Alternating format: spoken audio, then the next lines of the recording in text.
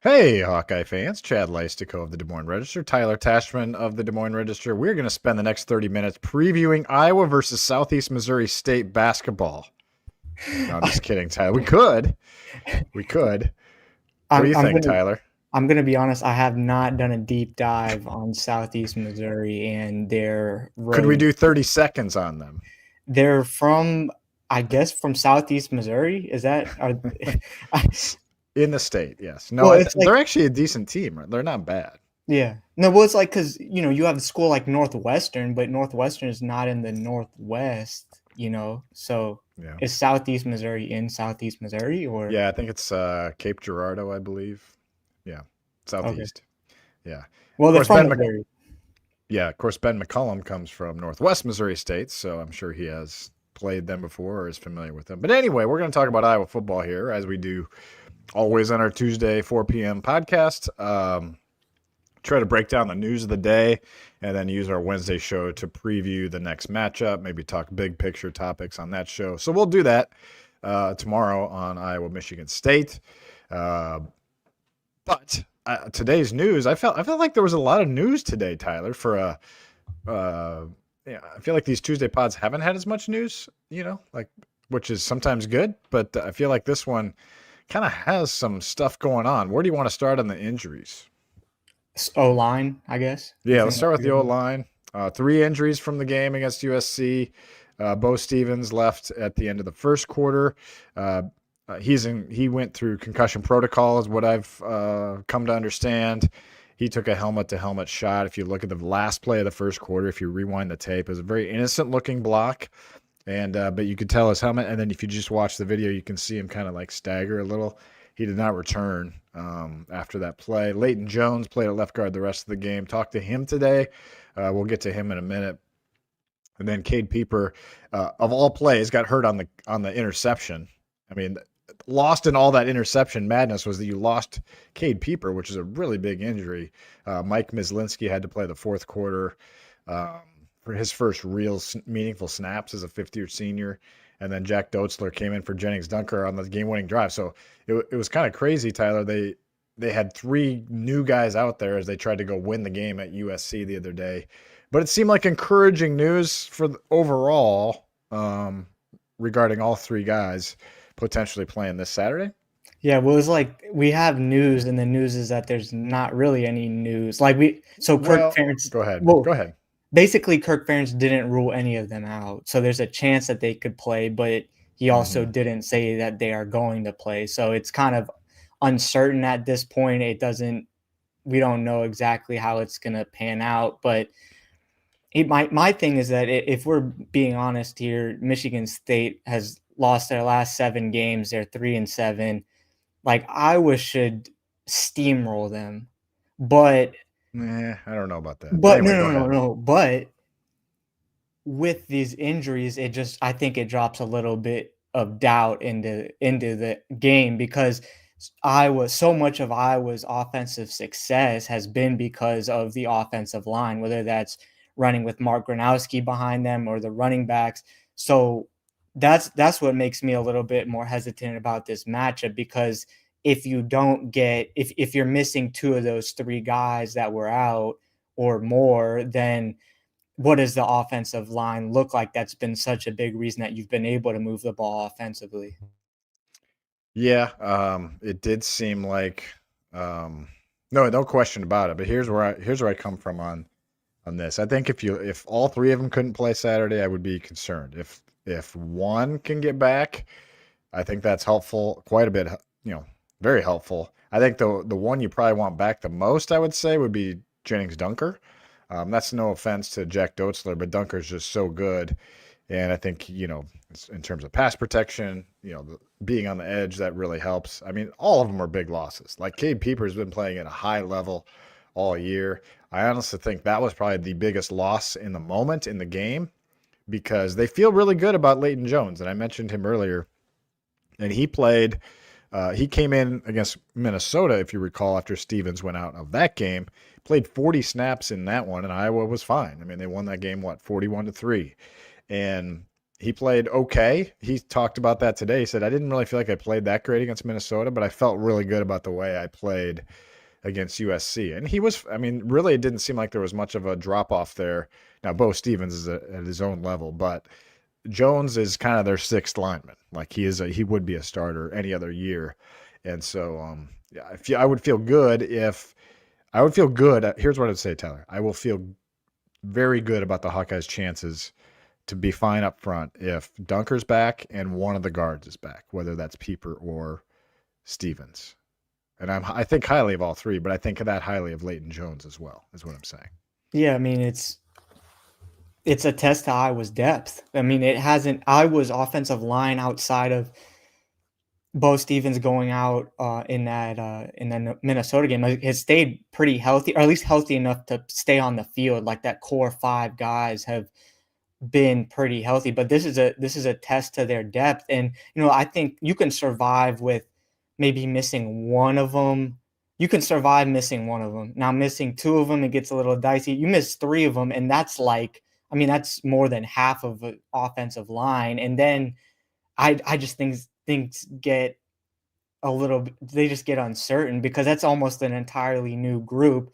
And yes, you still have two pieces still there that are really key to Iowa's offensive line in Trevor Lauk and Logan Jones, but the fact that you're having to replace three of the five, that just makes it, to me, it's going to be difficult to play the way that Iowa wants to play and have the success in that way when you just don't have that experience and maybe that physicality and the ability to pave the way that you would if everyone was available.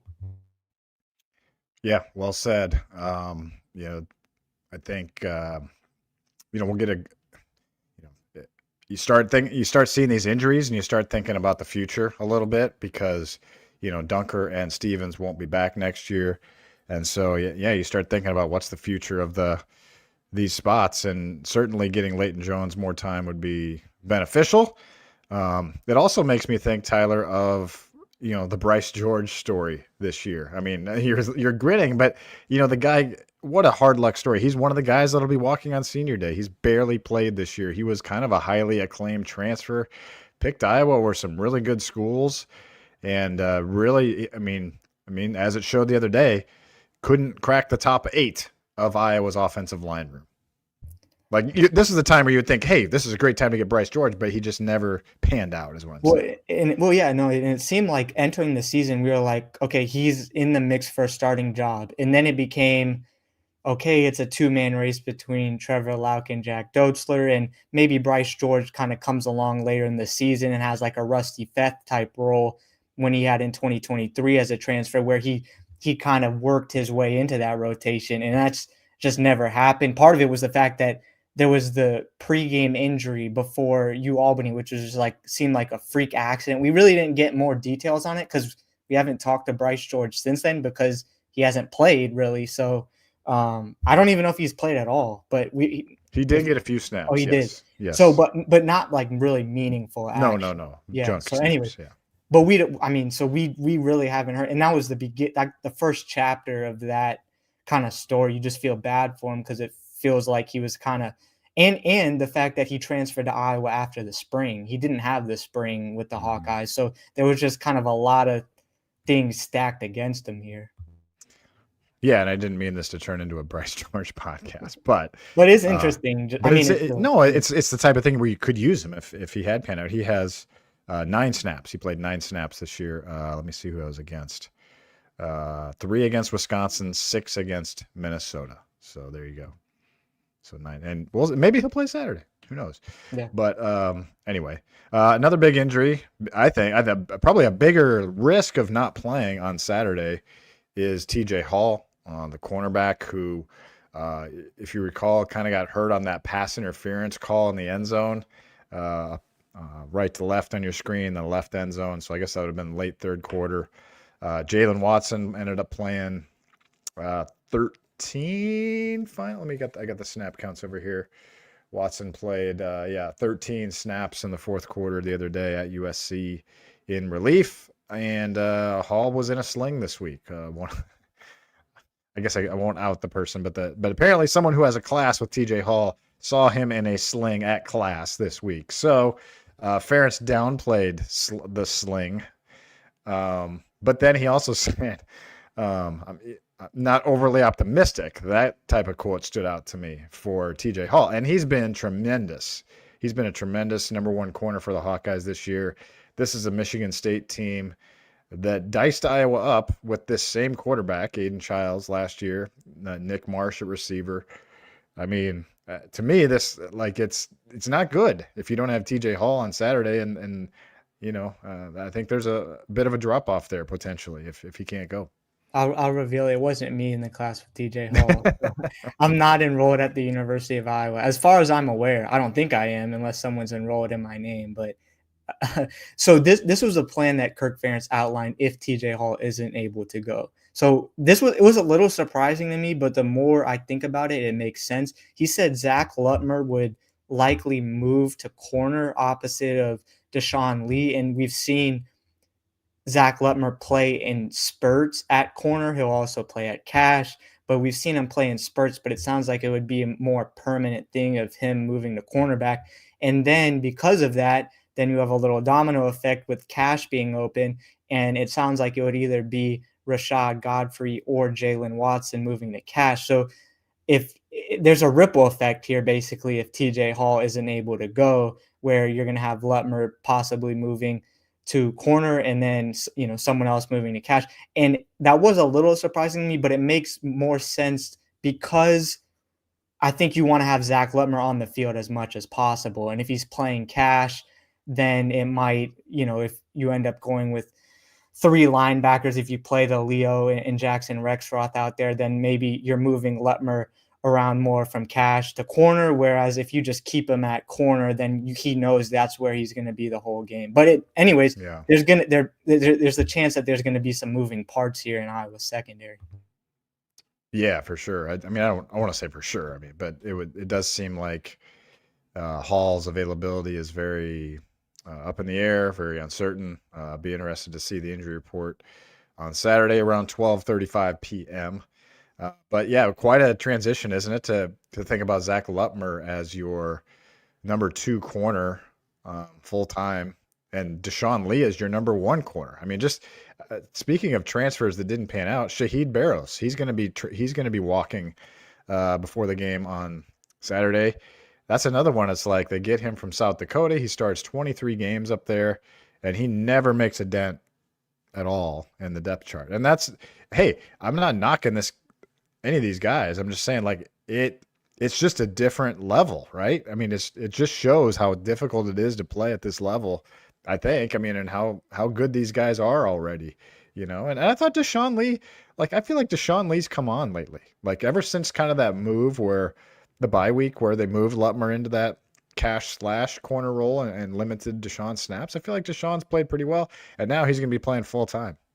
Since the Indiana game, since he gave up the game-winning touchdown, I think he's played well since then. He had that interception. Was it against Penn State where he was like the full extension? And yeah, and he had a pick against Oregon too in the end zone. Remember? And then he played well against USC. So I think maybe Deshaun Lee he's moving in the right direction for sure. The way that he's been playing, I think the improvement is legitimate, but I still, it's interesting if whoever gets in there at cash, Rashad Godfrey or Jalen Watson, that's going to be like the first significant playing time that each one of those guys have gotten. Now, Jalen Watson, we saw in spurts last season playing, at corner, but this would be a much bigger role if TJ Hall isn't able to go. So the way that, Michigan State, they are what they are, but the way that they kind of carved up Iowa secondary last season, and Cohen Entringer, who we'll get to in a little bit here, he compared Aiden Childs to Lamar Jackson. And last year. In the game last year. That's why I asked him about what he remembered about him from the game last year and described him as like a Lamar Jackson. But to be fair, Iowa's defense did kind of make him look like Lamar Jackson, the way he was throwing and running. But anyways, I don't know. I think with maybe these, the secondary, some uncertainty about what it looks like, and then the way that Iowa just got flamed by Michigan State last season, it's like, I don't know. I think it just gives you a little bit more hesitation about what this could look like. Is flamed, is that a young kid's word, or is that just something you just came up with? I don't know. It's just an adjective. I didn't know if that was a cool new term. It's like, I should try with my kids. Okay. It's like cooked, but I just, okay. I'm just, I'm learning about like fried's another one. Glazing somebody, like giving them compliments. That's a new one I'm learning. Yeah, no. When you have two teenagers now, you start learning these terms. But no, glazing is like when you overly compliment someone. Okay. So if I was like Mark Gronowski is like the best quarterback to ever touch the planet, or like that would be a glaze. Okay, thank you for the clarification, yes, young Tyler. We did so there's that update.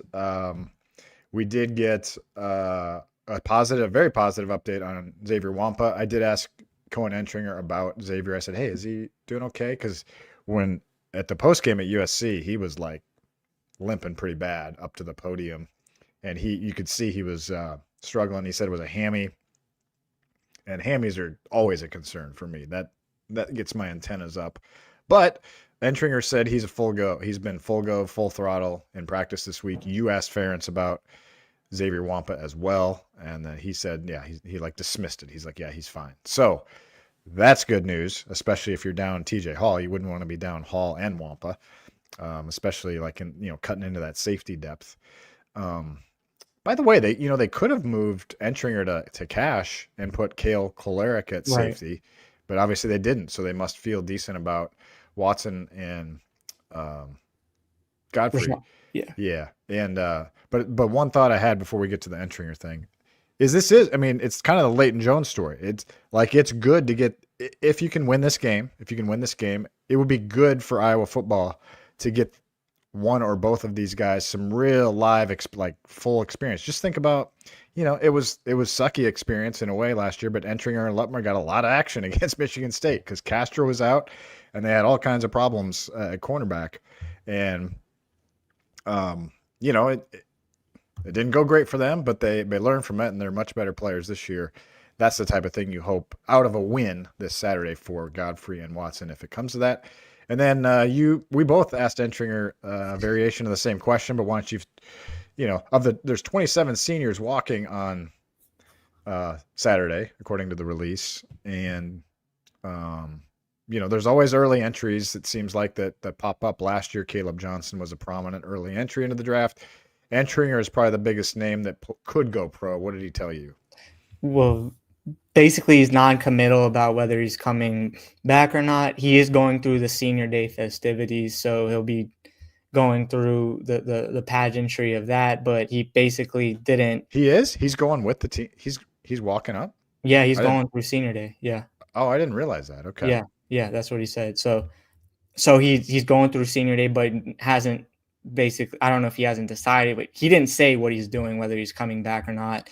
But to me, it seems like, and I don't know exactly what NFL evaluators might be saying, because it's clear the potential is through the roof, but it feels like another year at Iowa would benefit him in terms of I think there's more he can accomplish at the college level. I think this is his first year as a full-time starter, and I think he's been good. There's been times where I think you could argue he's one of Iowa's most important defenders, but I think he can gain some more experience and really have that all Big Ten level type season if he comes back. And that would be big for Iowa, but we'll see how things pan out here. And the opportunities there.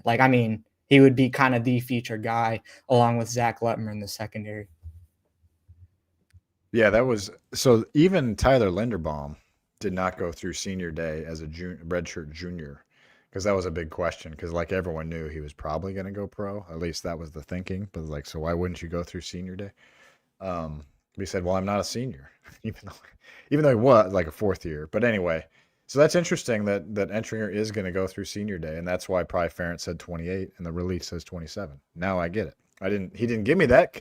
I didn't get that detailed of an answer, so I'm glad we're talking here. Gotta But dig that deeper with the questions. I know, I know. Jeez. You're teaching me a lot today, Tyler, with glazing and flaming and jeepers. Entering our news. No, I that does get like just my instant reaction is that does give me more pause about whether he would come back. I mean, my thoughts were the same as yours. Like he could really use another year to because I don't feel like he's had really those splash plays this year, those big, what you would need to really get on someone's radar. But hey, I mean, every coach at Iowa is going to talk him up because he's a tremendous young man, a tremendous talent, and he could be, a late round pick, like a sixth round or something like that or whatever. I'm not projecting. I have no idea what the projections would be, and he would probably do really well at the NFL level. Maybe get groomed for a few years, with a good franchise, kind of like a Jay Higgins type situation with a really good team and be a player in the NFL. Anyway, my mind's racing on that a little bit. All right, what else, Tyler? We got 10 minutes or so left, or maybe 7 minutes. Well, no, I was just gonna say on entry. I mean, he has all the measurables, like the physicality, the speed, the build. Like, I mean, you Mhm. can see he has the NFL potential is there. I think it's just a matter of whether you want to make that jump this season or get another season under your belt at Iowa. It just seems like maybe with his development trajectory, another season would be good for him. And I mean, here's the other thing is that like if he had been a full-time starter last season, if Quinn Schulte hadn't come back, then maybe I could see it being a different story Mhm. where this was his second season as a full-time starter. But well, and then from Iowa's perspective, I mean, you really want to get him back because that he Yeah. has the potential to be, him and Lutmer, that would be pretty big for Iowa's secondary Mhm. next season when you think about the future of Iowa's defense, given what they're already going to be losing. You're already losing TJ Hall, Xavier Wampa, Yeah. Aaron Graves, Ethan Hurt, I mean, you could go on. And so being able, and he's a captain, Mhm. as someone who still has eligibility left. So you have someone who is respected within the program. So I feel like that's, it's not like it was 2 seasons ago where you felt like there was like this really long list of guys with Jay Higgins and Nick Jackson and Schulte Mhm. and Castro and Jamari Harris and Lachey, where you were waiting on a bunch of decisions. Mhm. This one feels like, he is probably the biggest decision that's to be made. And, there's not a whole lot elsewhere of whether it's NFL or, returning to college. Yeah, that's a great point. And yeah, wow, that's so this I mean, but this is the new world too. Like, we're in the NIL world and maybe Iowa's gonna have to kind of pony up to keep him, hey, we'll offer you, I don't know, $1 million to stay. They, Yeah. they should have money to spend with probably don't have to go get a quarterback. But my guess, they're not going to go get a transfer quarterback because they like Kiklinski and Brown. Be my guess, and so maybe you can use some of that money to retain guys. That has been a big approach to both kind of the Kirk Ferentz conception of NIL, like or their belief is to use money to retain. And same with like Ben McCollum. That's kind of what he's talked about is get these guys in early and then use your NIL to retain. And I like that approach. So maybe that's kind of what we're setting up too. What kind of offer can and that's not a negative on Cohen. He should go to the best situation for him, because if you're a sixth rounder and make an NFL roster, you're going to be up to close to $1 million. Well, wasn't it? I mean, it's like sometimes your best additions are the ones you already have, because the guys that. Exactly. Yeah. So that seems like Cohen fits in that. But you can speak to this more. Wasn't there wasn't it a thing where Geno Stone left early a little bit and it was kind of Hmm. surprising? Do you know what Yeah. what can you share about that? Yeah, he left after 3 years, and then now Cohen's been here 4 years. But yeah, Gino left. It was very like, wow, really? And then he got picked in the seventh round by the Ravens. I mean, kind of an undersized safety, and he's made it. He got a second contract. He's with the Bengals now, and now the Bengals are not good. And by the way, Geno Stone was one of the guys that missed that tackle on Colston Loveland, that big miraculous touchdown a few weeks ago. So I was very thankful he missed that tackle. Love Geno Stone, but glad he missed that tackle. But anyway, so yeah, it does start your NFL clock earlier too. So it's a lot that these guys have to process. So I totally get Cohen's answer on that, and we talked a lot about that, but it would be a huge loss for the Hawkeyes. Couple minutes left here. Do you want to do a quick basketball preview, or do you want to go like one more football topic quick? Yeah, let's talk basketball. Okay. No, you talk basketball. We're doing Is Bennett Sturt's going to play over under 39 minutes tonight? over under 38.5. Man, I would, for his sake, let's say under, because they play again on Thursday, so it's a quick turnaround. But no, so here's where Iowa stands in 3-0. We win over Xavier. They have 2 games this week against SEMO and Chicago State on Thursday. And then things heat up pretty quickly because Iowa goes out to California for 2 games. First one is against Ole Miss, in which what I think would be a fascinating coaching matchup between Chris Beard and Ben McCollum. And then you either get Utah or Grand Canyon. After that, then you open Big Ten play on the road against Michigan State, get Maryland at home, and then you go to Iowa State. So these 2 games this week are going to be the last kind of tune-ups before Iowa's gonna really get tested. Yeah, sorry, I was just trying to see if my story was posted. I thought you were going to talk a little longer. Oh, no, I didn't know. Do you have any thoughts on that? We'll both be at the arena tonight. 7:30, right? 7:30 game against Southeast Missouri State. BTN. I got to watch the Xavier game from my hotel room out in LA, and it was I was impressed. Like I continue to be impressed with this team. I just like the way McCollum coaches this team. I think it's really interesting how he's just a little bit unconventional. And talking to him yesterday on the Zoom, he talked about his not having a rule to foul guys out in the first half when they get 2 fouls. And I asked him about how he uses his timeouts, and it's funny. It feels like he is self-deprecating in terms of those things. Like, I don't really know. Like, I just use them or whatever. But I feel like deep down he has a plan. Like, I feel like he's kind of like maniacal in that sense, maniacal. I feel like he's like hiding something. I think he has reasons. He calls every little timeout and just doesn't want to tell us everything, No, I feel like he definitely plays mind games. That's what I'm trying to say. Yeah. I mean, his stepdad was an undercover narcotics officer. And so not that that's the entire reason the way he is who he is, but there's a lot of things you can kind of trace back to his past of he's just super intentional with stuff. He thinks things through. It's like he's playing chess, really, kind of in the game of basketball a little bit and in the game of life. The way that I think he was talking about when he hired Connor Wheeler, who's an assistant coach currently, and he just got the vibe off of him real quick that he knew he liked him. So he's very intuitive in that sense as well. So he's just a really fascinating guy, very thinks through things and is very, I think, just intentional with the way that he does things.